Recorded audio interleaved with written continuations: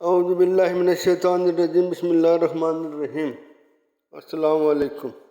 حضرت عبداللہ بن عباس رضی اللہ تعالیٰ عنہ سے روایت ہے کہ اللہ کے نبی صلی اللہ علیہ وآلہ وسلم کا فاقہ آ گیا۔ حضرت علی رضی اللہ تعالیٰ عنہ کو اس کا علم ہوا تو وہ کسی کام کی تلاش میں نکلے تاکہ اس کے ذریعے سے کچھ اجرت ملے جس سے وہ رسول اللہ صلی اللہ علیہ وآلہ وسلم کو کھانا کھلائے۔ وہ ایک یہودی کے باغ میں جا پہنچے اور اس کے لیے ایک ڈول پر ایک کھجور مزدوری کی شرط پر 17 ڈول پانی نکالا۔ یہودی نے آپ کو اختیار دیا کہ 17 اجوا کھجوریں چن کر لے لیں۔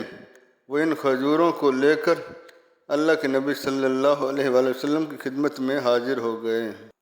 حضرت ابو ہریرہ رضی اللہ تعالیٰ عنہ سے روایت ہے کہ انہوں نے فرمایا، انصار میں سے ایک صحابی نے آ کر عرض کیا، اے اللہ کے رسول صلی اللہ علیہ وآلہ وسلم، مجھے آپ کے چہرے مبارک کا رنگ بدلا ہوا کیوں محسوس ہو رہا ہے؟